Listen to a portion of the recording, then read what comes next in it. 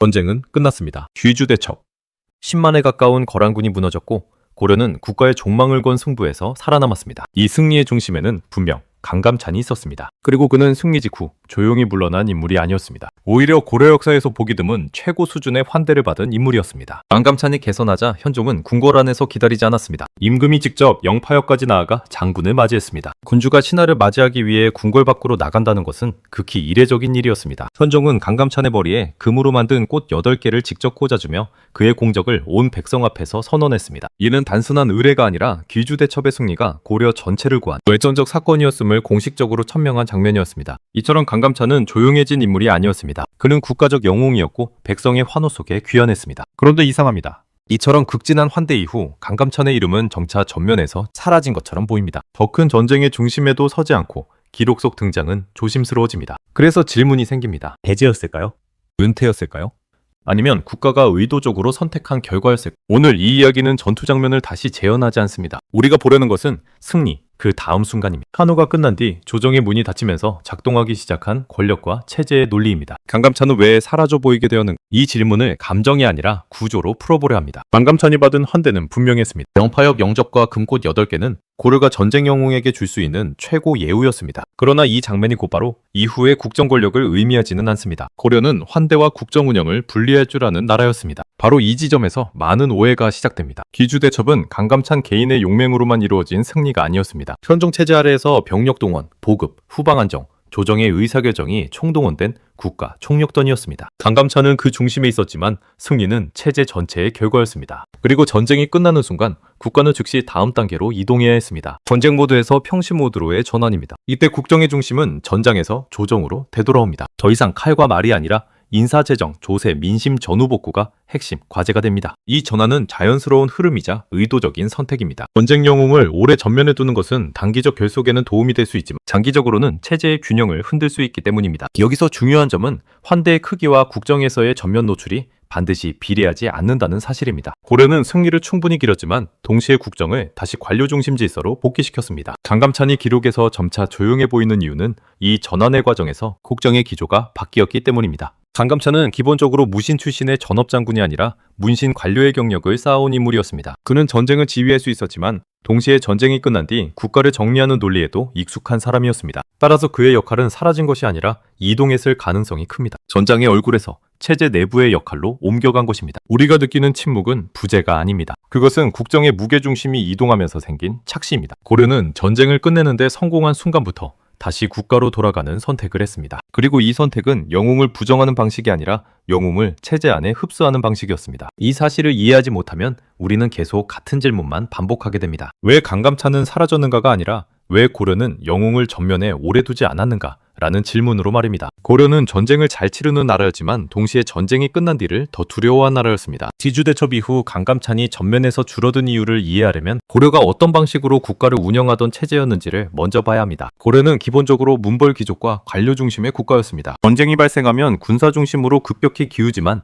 전쟁이 끝나는 순간 다시 문치 체제로 돌아가는 구조를 갖고 있었습니다. 이 구조에서는 군사 영웅이 장기간 전면에 머무는 것이 오히려 위험 요소가 됩니다. 전쟁 중에는 군권 집중이 필요하지만 평시에는 군권이 분산되어야 체제가 안정됩니다. 전쟁이 끝났는데도 군사적 상징이 계속 국정의 얼굴로 남아있으면 조정은 불안해집니다. 군사 권위가 정치 권위로 전이될 가능성, 그리고 그것이 새로운 권력 중심으로 성장할 가능성을 경계하기 때문입니다. 전쟁이 끝난 직후 국가가 가장 먼저 해야 할 일은 명확합니다. 군대를 움직이는 것이 아니라 질서를 복구하는 일입니다. 인사체계를 정비하고 재정을 다시 계산하며 세금을 정상화하고 피폐해진 지역을 복구해야 합니다. 이 과정은 전장의 논리가 아니라 조정의 언어로 진행됩니다. 칼과 말이 아니라 문서와 계산이 중심이 됩니다. 이 시점에서 국정의 전면은 자연스럽게 군사에서 행정으로 이동합니다. 이런 체제 논리 속에서 보면 강감찬의 전면 노출이 줄어든 것은 개인의 몰락이나 배제가 아니라 국가 운영의 방향 전환으로 해석할 수 있습니다. 고려는 전쟁을 끝내는데 성공할 순간부터 다음 전쟁을 막는 구조를 만들어야 했습니다. 그리고 그 첫 단계는 군사적 상징을 과도하게 부각시키지 않는 것이었습니다. 영웅을 계속 앞에 세우는 것은 단기적으로는 결속을 만들 수 있지만 장기적으로는 체제 균형을 흔들 수 있기 때문입니다. 여기서 중요한 점은 이것이 강감찬에 대한 불신이나 경계만을 의미하지 않는다는 사실입니다. 오히려 반대일 수 있습니다. 체제가 안정되어야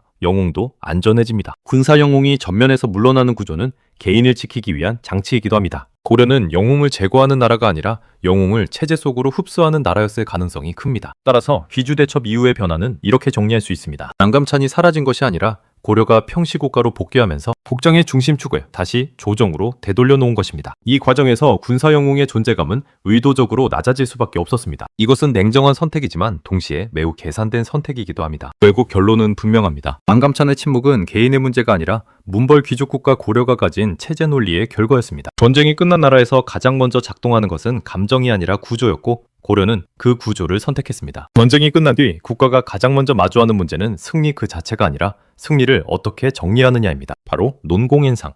공을 따지고 보상을 나누는 과정입니다. 이 단계는 언제나 조용하지 않습니다. 전장에서 하나였던 집단은 승리가 확정되는 순간 각자의 몫을 요구하는 여러 집단으로 나뉩니다. 그리고 이때부터 권력의 기술이 작동합니다. 귀주대첩은 단일 전투의 승리가 아니라 수많은 역할이 결합된 결과였습니다. 병력을 이끈 장수, 보급을 책임진 관료, 후방을 안정시킨 인사들까지 모두가 승리에 기여했습니다. 그러나 기록과 기억은 종종 한 이름을 중심으로 모입니다. 그 순간부터 균형은 흔들리기 시작합니다. 한 사람의 공이 지나치게 커질수록 다른 공신 집단의 불만은 커질 수밖에 없습니다. 이때 국가가 직면하는 선택지는 명확합니다. 공을 크게 세우되 권력을 분산시킬 것인가, 아니면 권력을 집중시키되 체제의 부담을 감수할 것인가. 고려는 전통적으로 전자를 택해온 나라였습니다. 승리는 보상하되 승리의 해석 권력은 한 손에 쥐지 않도록 조정하는 방식입니다. 이것은 도덕의 문제가 아니라 정치 기술의 문제입니다. 농공행상이 어려운 이유는 보상이 곧 서열과 직결되기 때문입니다. 자기 하나, 관직 하나는 개인의 명예를 넘어 정치 질서를 재편합니다. 누가 윗자리에 오르는가, 누가 국정 논의의 중심에 서는가는 곧 권력의 흐름을 바꿉니다. 그래서 승리가 클수록 국가는 보상에 더 신중해집니다. 공을 인정하되 한 사람이 승리를 독점하는 구조는 피하려 합니다. 여기서 또 하나의 경쟁이 시작됩니다. 바로 전쟁을 끝낼 권리를 둘러싼 경쟁입니다. 누가 이 전쟁을 끝냈다고 말할 수 있는가? 누가 승리를 국가의 방향으로 연결할 권한을 갖는가? 이 권리는 단순한 명예가 아니라 정치적 주도권입니다. 고려 조정이 이 권리를 한 인물에게 과도하게 집중시키지 않으려 했을 가능성은 충분합니다. 따라서 강감찬의 전면 노출이 줄어든 현상은 배제나 실각으로 단정할 수 없습니다. 오히려 이는 승리 이후 발생하는 권력의 과열을 시키기 위한 균형 장치가 작동한 결과로 볼 수 있습니다. 강감찬의 공을 부정하지 않으면서도 체제 전체의 부담을 줄이는 선택. 그것이 고려가 사용한 정치 기술이었을 수 있습니다. 강감찬 개인의 문제가 아니라 승리가 만든 권력의 압력을 분산시키려는 국가의 선택이 작동했을 가능성입니다. 고려는 승리를 오래 즐기기보다 승리 이후의 균형을 먼저 계산한 나라였습니다. 강감찬을 사라진 인물로 오해하게 만드는 가장 큰 이유는 그의 역할 변화가 충분히 설명되지 않았기 때문입니다. 귀주대첩 이후 강감찬은 전쟁에서 밀려난 것이 아니라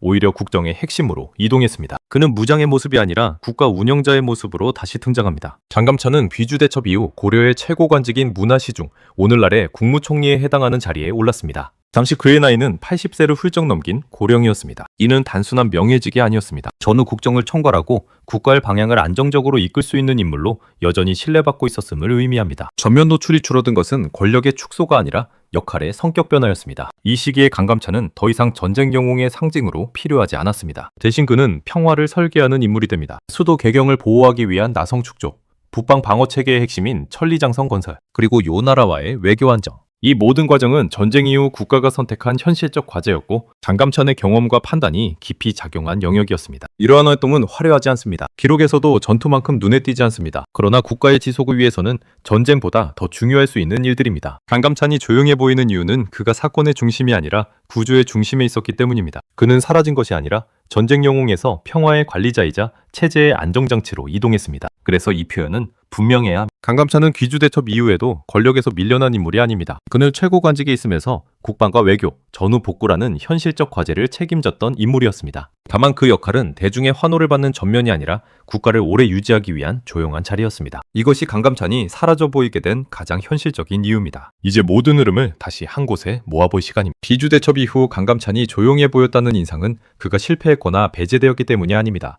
오히려 최고 수준의 환대 이후 고려라는 국가는 의도적으로 국정의 방향을 전환했습니다. 전쟁의 언어에서 벗어나 체제와 질서를 다시 세우는 단계로 이동한 것입니다. 많은 나라들은 승리한 영웅을 오래 전면에 세웁니다. 강력한 상징은 빠른 결속을 만들고 통치를 수월하게 해주기 때문입니다. 그러나 그 선택에는 항상 위험이 따릅니다. 한 인물에게 집중된 상징과 권력은 시간이 지날수록 체제 전체를 압박할 수 있기 때문입니다. 고려는 이 위험을 알고 있던 나라였습니다. 그래서 승리가 확정된 순간부터 영웅을 더 띄우기보다 국가를 먼저 안정시키는 길을 택했습니다. 이 과정에서 강감찬은 사라진 인물이 아닙니다. 그는 더 이상 전면에 서야 할 인물이 아니라 체제를 조용히 지탱하는 인물로 이동했습니다. 전쟁 영웅에서 평화의 설계자, 국가 운영의 안정장치로 역할이 바뀐 것입니다. 전면 노출이 줄어든 것은 권력의 감소가 아니라 국가가 요구하는 역할의 성격이 달라졌음을 의미합니다. 그래서 귀주대첩 이후의 침묵은 공백이 아닙니다. 그것은 고려가 다시 전쟁 중인 나라가 아니라 지속 가능한 국가로 돌아왔다는 신호입니다. 이 나라는 승리의 환호보다 그 다음의 질서를 더 중요하게 여겼습니다. 개인의 빛보다 구조의 안정을 택한 선택이었습니다. 마지막으로 질문을 남깁니다. 당신이라면 어떤 나라를 선택했겠습니까? 영웅을 계속 전면에 세워 힘을 모으는 나라였을까요? 아니면 영웅을 조용히 접고 체제를 길게 가져가는 나라였을까요? 다음 편에서는 귀주대첩 승리 이후 공신과 권력이 어떻게 재편되었는지 고려 조정 내부의 움직임을 더 깊이 들여다보겠습니다. 구독과 좋아요는 사랑입니다.